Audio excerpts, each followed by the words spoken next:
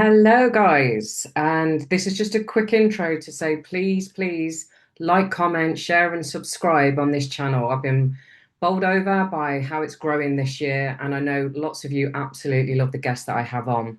And if you're feeling flush, buy me a coffee /Mal Clark. No, I'm not a grifter. No, I'm not a scrounger. But when you spend all your time fighting the system and also doing podcasts to get great value out for people like you, and YouTube don't want to monetize you, it gets a bit challenging. Well, hello, lovely listeners, and welcome, viewers. Today, it's probably a first for both me and my guest, Trevor. I've never interviewed somebody from hospital, and I'm sure Trevor's never done a podcast from hospital. Is that right? Okay. Right. So Trevor Mealham, I know a lot of you watching and listening will know who Trevor is. Trevor has been a very vocal and visible part of the whole movement over the last few years in terms of helping people try and protect their properties. He's featured on a few of Bannerman's videos. You have had a few run-ins with the police. You are very well known for your battle with Lloyds, in terms of exposing the fraud that you and many other businesses went through. And you can, if you want to mention Panorama a couple of months ago as well. But the reason why we're doing a podcast from Margate Hospital is because on Friday, so as we're recording, it's the 14th of July.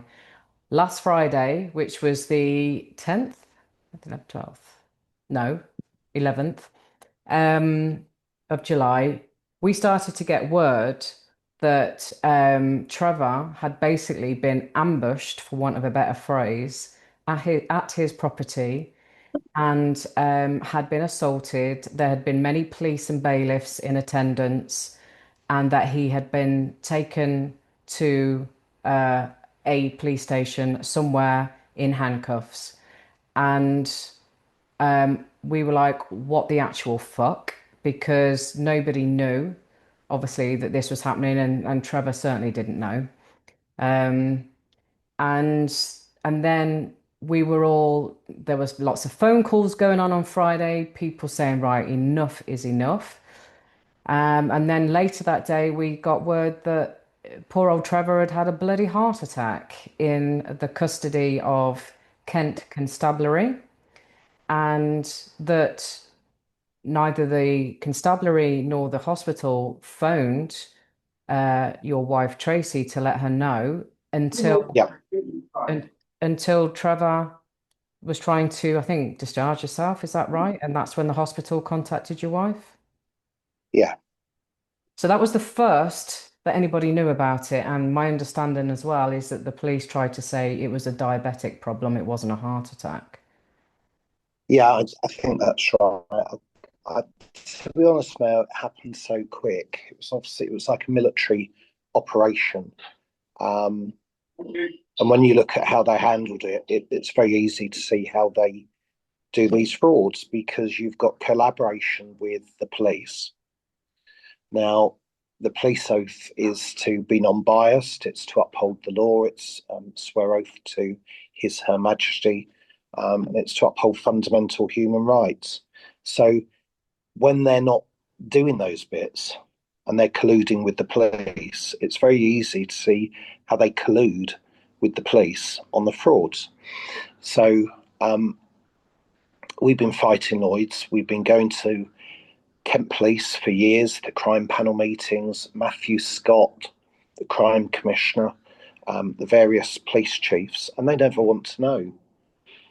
Um, I used to advise government on property fraud and money laundering, know what fraud is. And so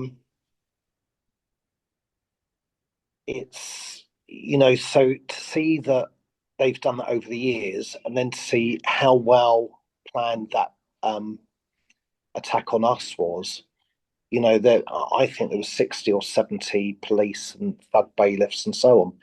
I work with an ex-senior police lawyer, obviously Anthony Stansfield, Dave Latey, um, and others. Professor Nigel Harper and others. We know that what the police have to do, they have to stop a breach of the peace, and in their oath, they can't be biased.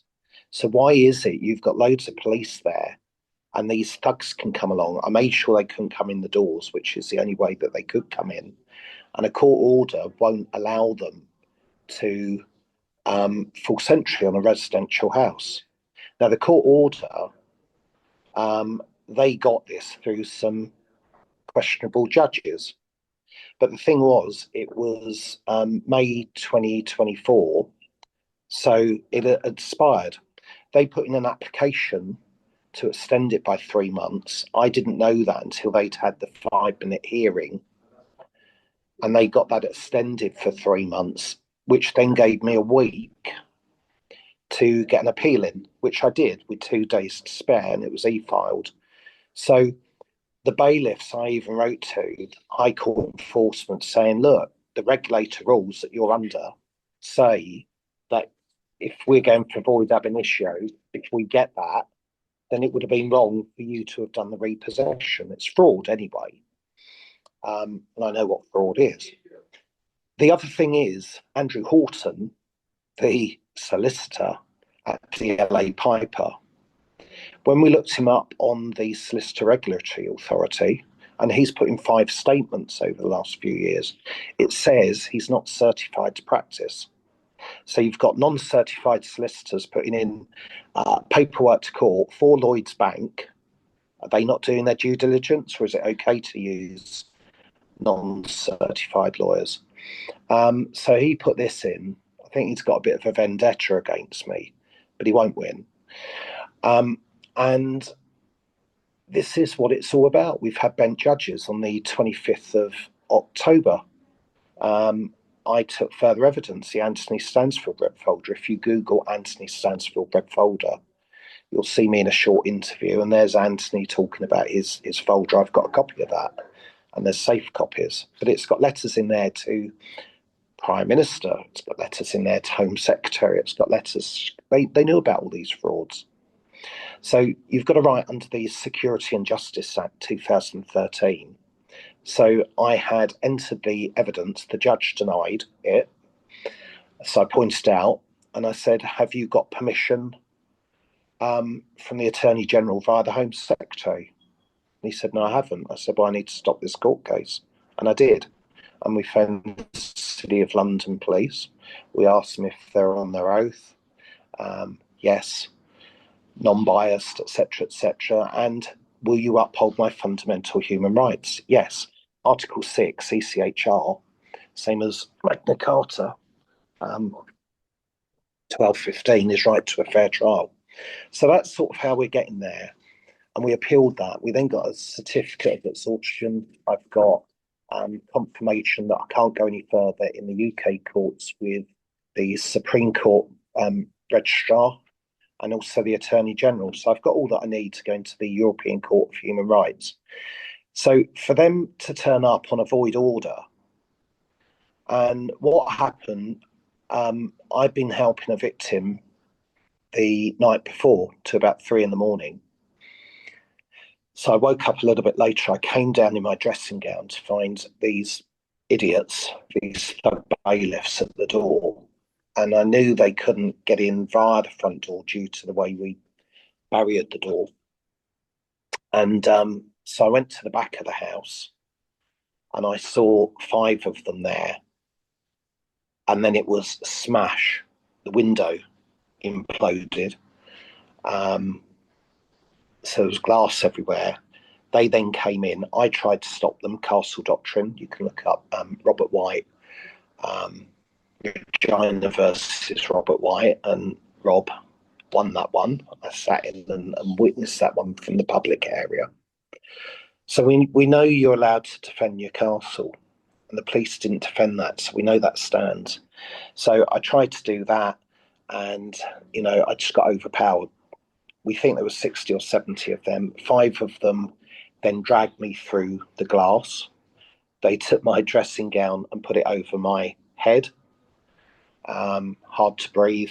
They then threw me on the floor in the glass, and I've got had a good wash up, but I've got all these scars and so on, lacerations, and but they're not allowed to break in like that. That's unlawful. And then what happened was they threw me on the floor face down, uh, and they put their knees. They put their knees, five of them, into my back, and they pushed the air out of my stomach. Couldn't breathe, and with the last bit of breath in me, I said, "Can you get off?" And they wouldn't. So yes, I bit one. I can't move my arms. I can't breathe. You're fearing your life.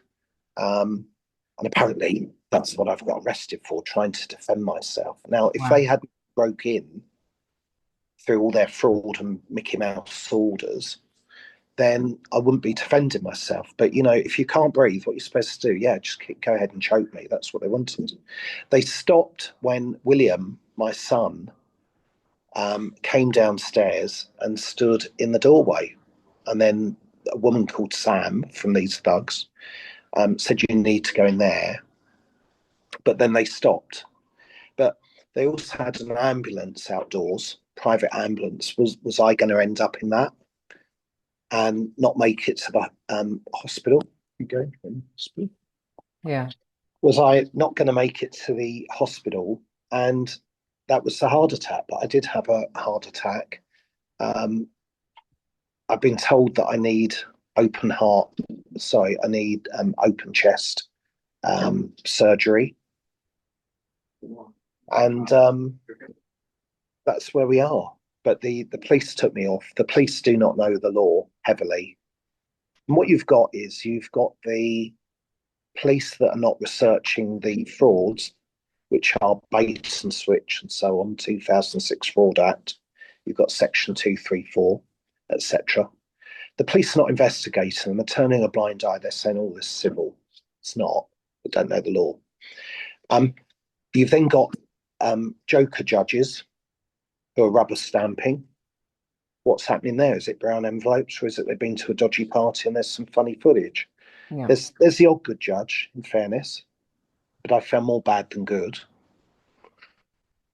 And so then when you've got this, and then people do the appeal and this and that and so on, eventually then it comes back to the police. Because they've not investigated, the police's next role is to assist the bankers in the next stage of the theft. And what they will then do, they then put the victim on bail and they say this neighbourhood and these and these. So if you go back, you'll get arrested again. I said to the police, I said, "Have you got the handbook from 1933 to 1945, the Nazi one, or are you using the Stasi one? Because that's what they are." There was even a sign up in the police station saying swearing won't be accepted and you'll be asked to leave. So when they had me in cuffs, and I did swear and curse at them, but they didn't ask me to leave, Mel. But I was in the cell. They asked me if I wanted to see the nurse. I said no. And then I came over worse and they said, "Well, she's not here." And I said, "Well, you best get an ambulance." And the ambulance guys come and they took me to Margate, where I am now. And um, I think, there you go, coronary unit. So it's all real. And that's where we are. And now what we've now got is we've got thugs at our property. They're foreign thugs, probably come over on a boat. There is some various footage out there. And again, it's an example of the British state kicking British people that they've destroyed their businesses on out of their homes. And they will trash it, which they're doing. They will devalue it. And then they will add that to the amount to add further debt to the victim. They're just nasty. And when you think the public bailed them out, you know, what is going wrong? It was heavy with the Conservatives, and it's still going on with this lot. So Trevor, the bit I was asking Tracy about the other day, because I was like, well, how are Lloyds? I know obviously this has been going on a long time and it was an old business loan, but they're not your mortgage company. They have a second charge on your property, but there is another company that has the first charge, which is your mortgage company. How is it that Lloyds are able to come and oust you out of your house to basically get it on auction and get it, repossess it and get it on auction and what have you? Why isn't your I think mortgage company? I think if your little brother was in the local school getting bullied by Gary Glitter, and you went and saw the headmaster Rolf Harris, and that didn't work, and then you went and saw the commissioner over the headmaster, and it's Jimmy Savile, you work it out. When you got a bunch of crooks, Lord Lupton was the treasurer to David Cameron, and he sat on Lloyd's corporate markets where they were taking a lot of these stolen, collapsed assets from hardworking business people at Lloyd's BSU Bristol, and they would then offload them to people like Cerberus, unregulated lenders. Um, you've got Lord Blackwell. Oh, was he connected to the Conservatives? Oh, yes, he was. He was John Major's strategic advisor. Um, so when you've got these seniors, oh, and then we've got, is there anyone connected with the king? Oh, yeah, Robin Budenberg. Some would call him Robin something else, you know, um, Robin Barr something. But, he's the chair of Crown Estates. So the king's managing agent. So if somebody says you're a conspiracy theorist or something, you're not. It's all in black and white. There's the ties. But going back to that, Landmark have been really good. I know some people might disagree, but with me, we've explained the situation and so on. They've been really good. They got the first charge, and they've really done nothing wrong with us. I'm not saying other people. Lloyd's approached me with an EFG loan, enterprise finance guarantee. And where did they come from? Oh, they were government backed loans. So you see the tie in again. You've got the government, the state, offering funding to business. And the EFG loans, if you look them up from the BBB, the British Business Bank, and so on, it would say that they could be released in sections. So we thought that's how they do it, and via the overdraft or existing loans. So we we got told we was applicable for 200k, and that was that. Lloyd's lent an amount, and then 85,000 plus 1250 setup fee, and they then said that's it. Well, the business plan was 200, and they come to us. So it's like someone saying we fund you to get across the Sahara Desert over a span of 200 miles, and then halfway through or a bit before, they say no more fuel. Well, you can't go back, you can't go forward. You just wish that you'd known in the first place. Not having enough money is worse than not lending at all, and so on. So we had an EFG loan. They with that um, with that we had a small personal guarantee, but then what they did at 85 fail, they said you've now got to change that into a loan of 85. And I said, but it doesn't now make sense. We need the 200. There's not enough fuel in the tank. And they said, well, we're not doing it. Take it or leave it, or it's full repayment on demand. So it's deception. It's the Ivy test. It's mens rea, actus rea, it's public interest, it's evidential. When we got the Lloyds Bank DSAR, it showed they raised 250,000. So that would have been 200 for us, and it would have been 50 for them as a commission. But instead they took we only got 85, we paid back over 50, 55. They owe me. And if you look at the little videos, you see what they've done to our house, and it's fraud. It's fraud. But above that, it's also human rights abuse. So you've got Protocol 1, Article 1, which is right to property. You've got ECHR 3, which is torture. Ours has been psychological, and now it's physical as well. You've then got ECHR 5 because the handcuffs and that with the police. You've then got ECHR 6, which is right to a fair trial, and right to fair redress. So you've got the BBRS scheme, which was a sham. That was um, managed by ex-senior from Lloyds and so on. You then got Article 8, right to a peaceful life. So when you get the bailiff smashing your windows in, that's not a peaceful life. So you've got that. And then you've got right to further remedy, which is ECHR 13.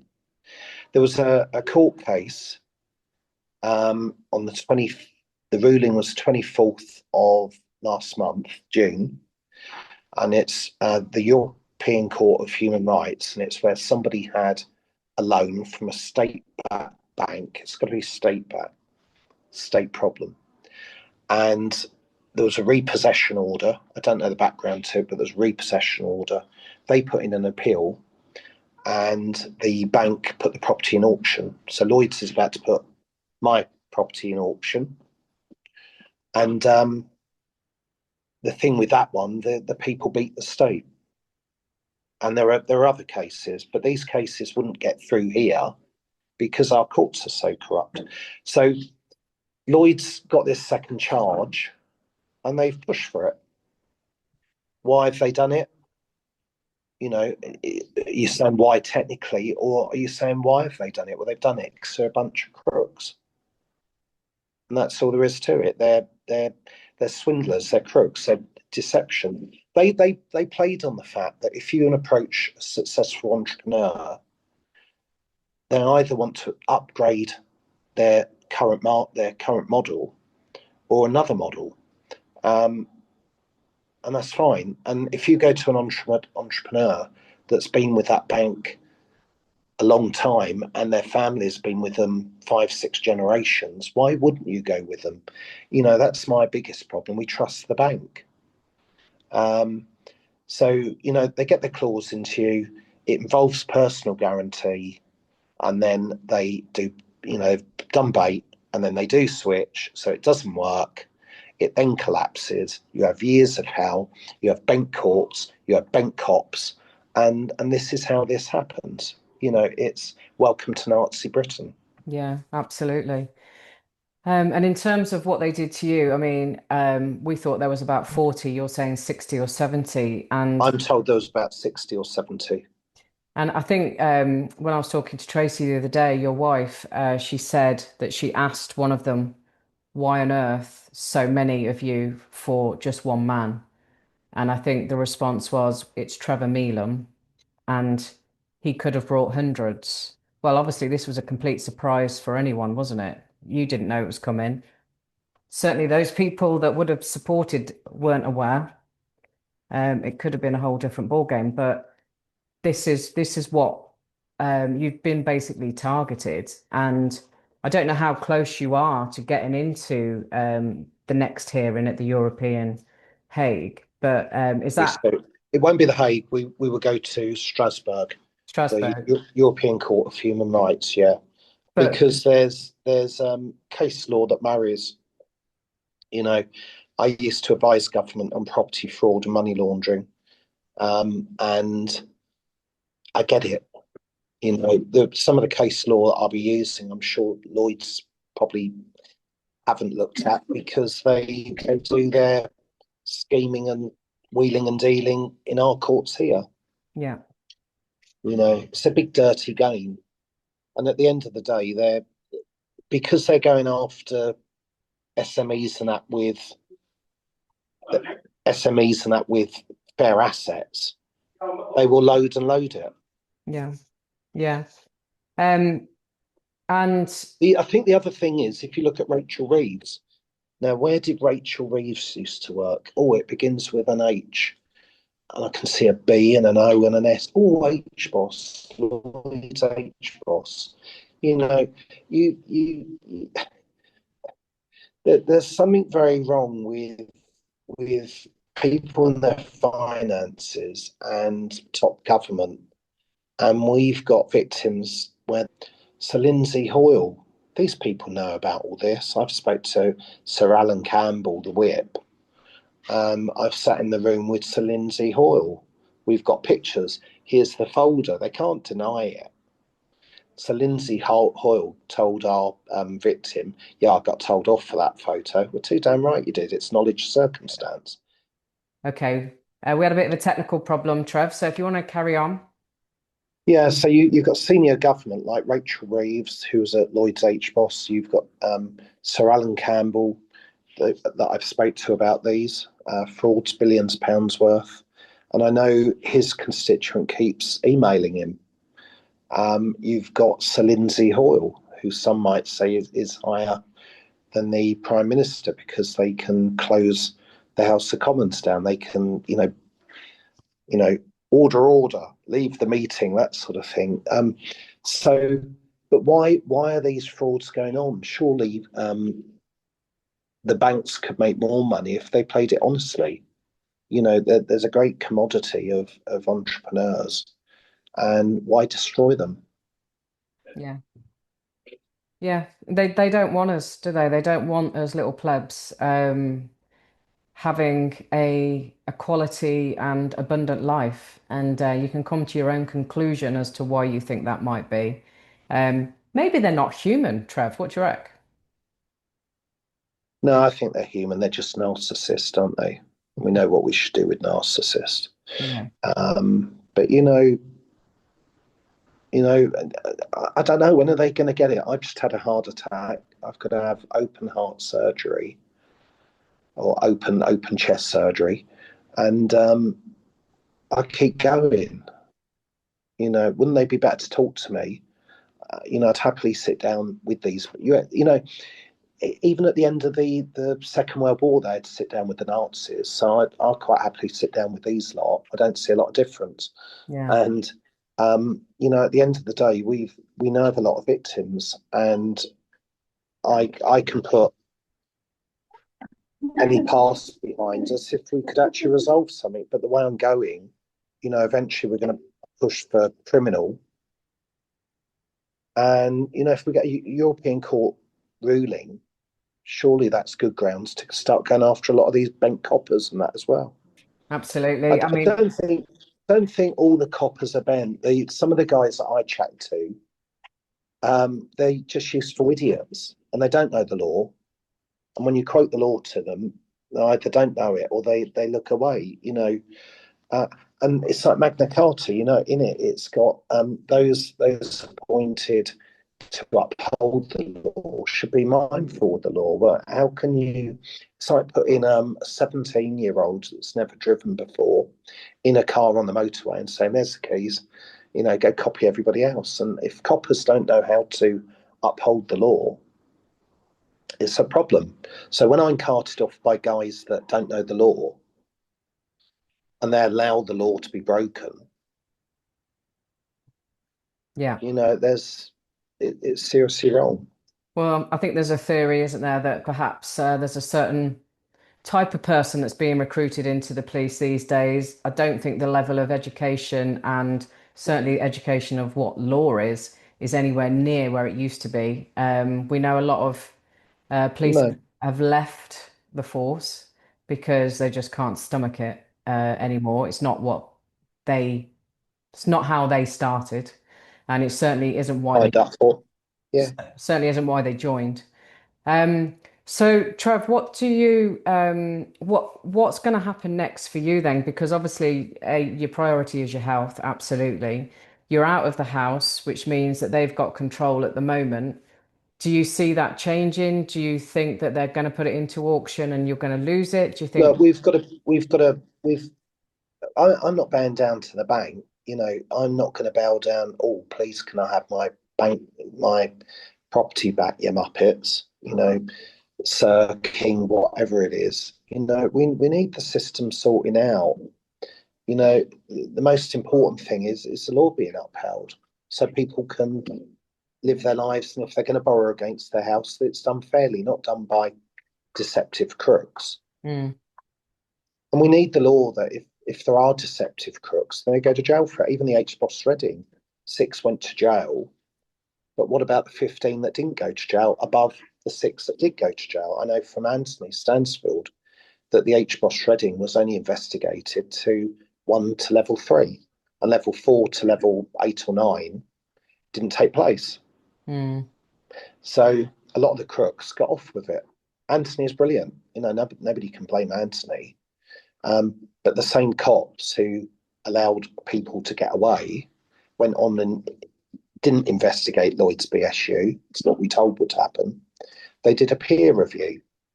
So if they look at stuff only this side of the curtain, they're going to say, well, that's okay. But if you pull the curtain back and you investigate rather than just look at what you're shown or what you want to look at, it's a very different picture. Yeah. Why should police officers earn these great pensions or even get paid a penny? If they're crooks, they should be behind bars. Yeah. You know, Absolutely. And I mean, I went to an event yesterday and I had a gathering here at my house on Saturday with people that and everybody, was just absolutely gutted for you and your family having to go through that. now, that's not the way. No, I've but had, what I was going to say was, this is a great opportunity. Look, I've had a lot of people saying, Trev, don't do anything silly. Suicide or anything like that. Don't protect your health and so on. Look, what you've got to realise is, I was going to go to the European Court anyway. What Lloyds Bank have now done, they're so clever, because now what they've done, they give me a box of fireworks, they give me cream topping and steroids. yeah, My application before didn't read house stolen, three yeah, feet. My application before didn't read the police have ollops up the not allowing, a breach of the peace. So all they've done with their crook mates, the cops, they've made it worse for themselves. So I would say to people, actually be quite happy about this, because let's expose it on the world arena where they hopefully don't control the courts. yeah. And I get that, and it's the timing of this versus something else that I'm involved with as well. It is pretty incredible in terms of an extreme event that's going to expose things even more so and wake more people up. I think certainly some people I met yesterday at the event, they're like, oh, send Trevor my love, what can we do to support? What can we do to help? Immediately, right now, Trevor, is there anything people could do for you that would help at the moment? I think, anything about this, get it out on social media, share it, and so on. Share the bits of my house being ripped to pieces. Share your thoughts on how you would feel if that was you. Let's let people know what they're doing. Contact the different media and that sort of thing. Many a big story starts from like what you're doing, Mel, Yeah, and some of the bigger bits pick it up. So let's talk about it. I'm not embarrassed by it. The people that should be embarrassed is our government, our regulators, our knobhead coppers, and the twats that are doing this. I'm not embarrassed or anything by it. People know me well enough. It's not our fault. Um, but let's get it out there, and don't think in any way that I'm depressed over it or anything like that. Um, you know, but I mean, it is affecting people. I've had a heart attack and it's not through the stress of it this time. It's through the fact that thugs have been paid by the bank or their lawyers, DLA Piper, to get hold of me, to unlawfully enter our property, to get false court orders. And that's what they've got to do. And then, it takes many of them, even being dragged out on the street. I'm a very private person, but even being dragged out half naked or near naked, fill your boots, Lloyds, have a good laugh at it. And then they said to Tracy, where's the Merc? She said, I don't know. They wanted the Merc as well. So what did they want? They wanted my house. They've ruined my business. They've ruined the investments I had that we put into the business. Lloyds Bank also had Lloyds Development Capital. They invested 17.8 million into Property Software Group, and then they bought Dupix for, I don't know, 4 or 5 million. And then they sold that to Zoopla. That was a state agency software They sold it to Zoopla 2.5 years later for 75 million.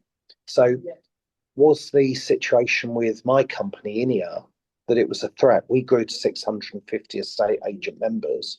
We were about to hit break even. And if we'd have had that full loan of the 200 from Lloyds, it would have been a big, big success. But when they did bait and switch, so they've destroyed that. They've destroyed my career. They've destroyed our lives. Me and Tracy have probably been out 5 times together in the last 2 years because one of us has had to be their toll fortress. But we've done it. They've not broken us. And I think, if anything, they've now given us the ammo to stick 2 fingers up at them. And if we've got a court that is going to do something that the British courts won't do, and we know there's court cases similar to mine and many of the other SME victims, and they've been winning in the European court.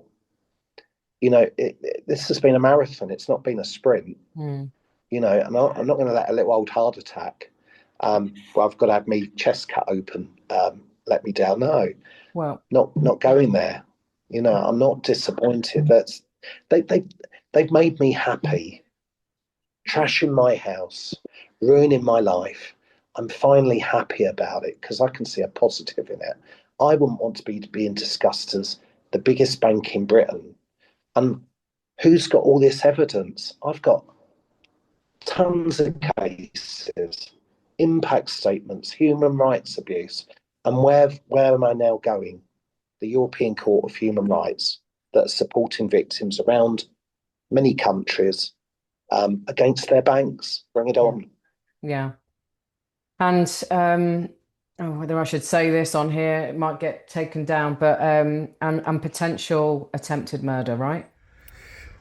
It seems that this is a bit more nefarious than we first thought. We've been having a chat and putting all the pieces together, and logic and reason tells that this was an attempted murder on Trevor. Now I'll give you the reasons why we've come to that conclusion.